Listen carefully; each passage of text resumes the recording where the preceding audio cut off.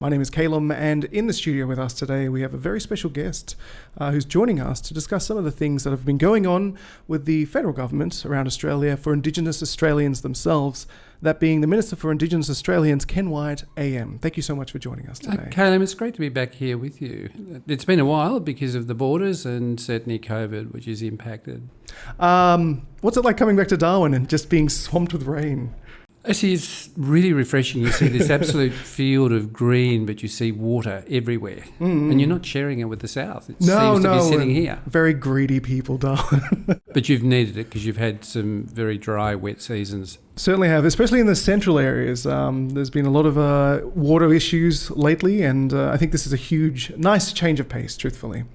Well, it is, but it also means that the change of pace has to have a focus on making sure that we get supplies to communities.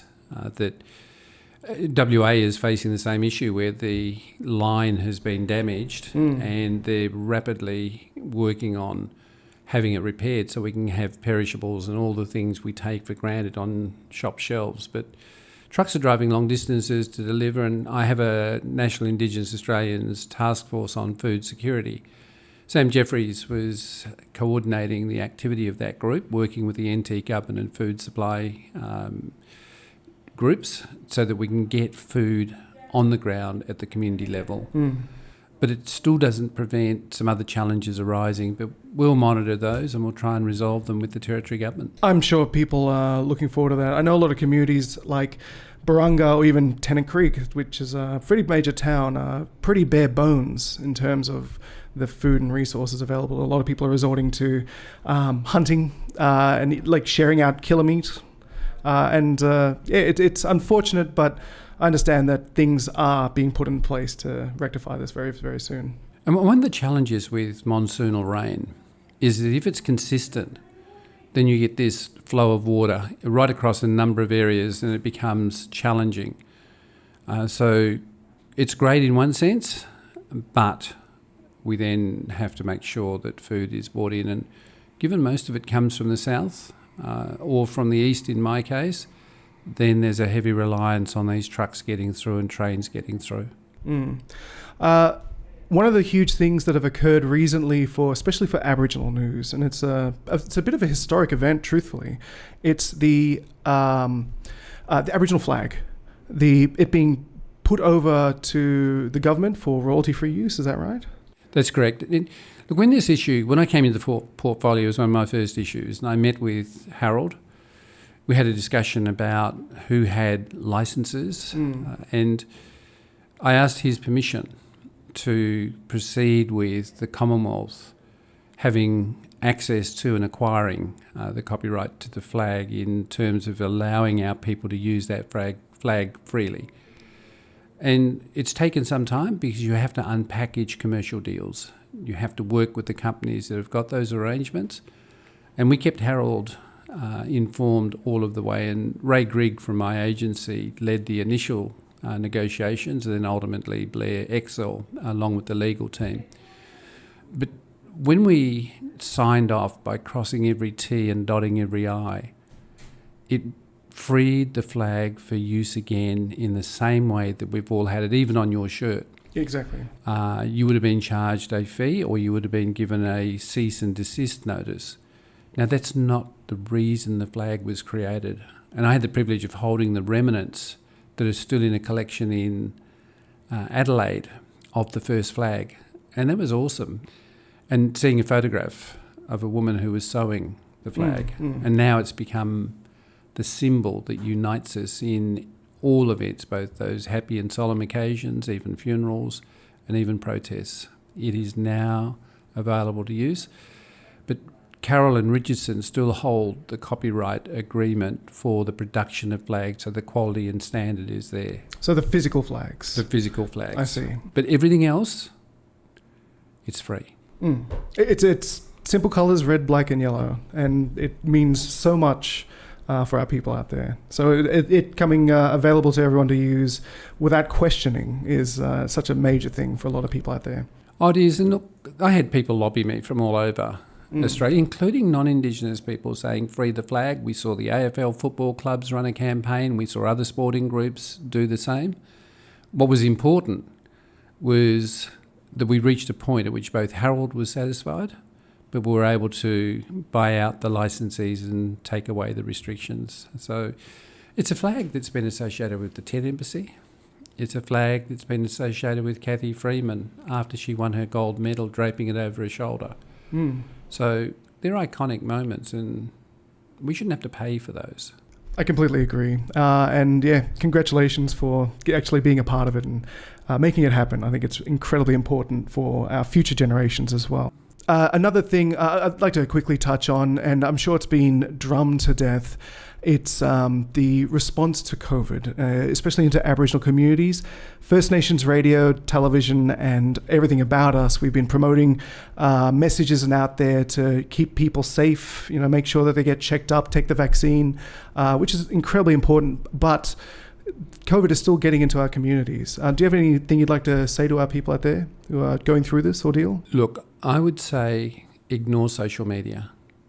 Often people who have a passion to prevent us from having the access to the vaccine or having the vaccine to protect ourselves run with information that is not scientifically proven. Our chief medical officers, our health systems, ATAGI, which is the body that authorises the use of medicines in Australia, do a thorough research and work on ensuring that a product is safe. And we've seen in the territory where vaccination rates are low, the impact of now infections. And what we don't want to see is the loss of someone in our family because of COVID. And I would encourage people to vaccinate. Forget those who are the scaremongers. It is a safe vaccine. It has been around as a vaccine for other viruses, and certainly the influenza flu virus that we all do well with has never harmed us. And we've got the best compliance rates for vaccination in every other field of vaccination except this one because of the fear-mongering that's happened. Keep families safe, keep communities safe, and if the biosecurity measures come into play, remember it's not just visitors and tourists you're keeping out, but you also have to keep out those people who go to a location where there is COVID. They need to isolate for the 14 days, have the relevant testing, because this is about loving our families and loving our community. So I would really plead with people that if you haven't been vaccinated, or if you have and you're due for a booster, get them. I've had both my vaccination shots, and I've had my booster recently. I went to Woononga Aboriginal Community Controlled Health Services to have mine done, and I feel quite confident that if the virus comes in contact with me, my body has enough warriors in my bloodstream to fight the virus, and that's how I view it, having warriors inserted into my blood to fight the virus. I saw a statistic yesterday. I've had my booster as well, and having the booster increases your not just immunity, but effectiveness of fighting it if you do get COVID by about 5 times. So getting the whole shebang is important for people out there. And as you're saying, get off social media. All those anti-vaxxing stuff is a little over the top. Well, it is. And the anti-vaxxers who are targeting our people have to ask some fundamental questions. Why do you want deaths in Aboriginal communities?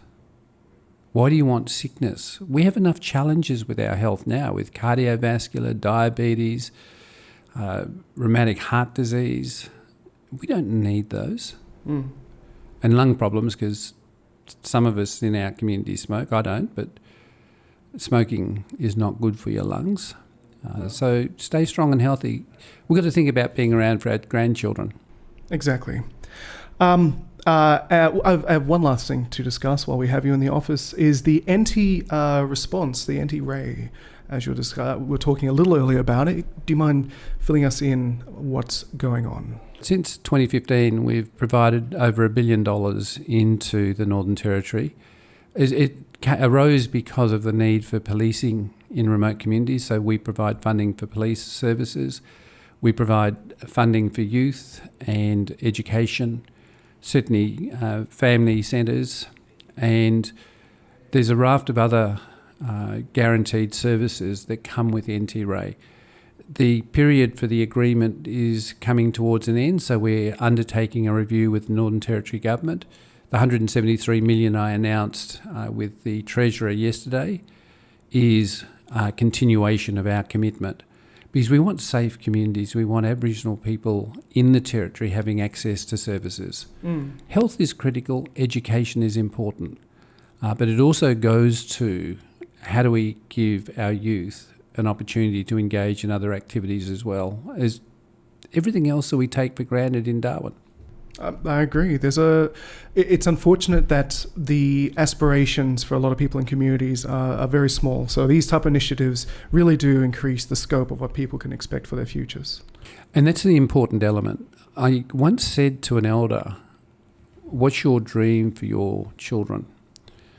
He said, "I want them to have an education where they can sit across the table and negotiate with non-Indigenous or non-Aboriginal people.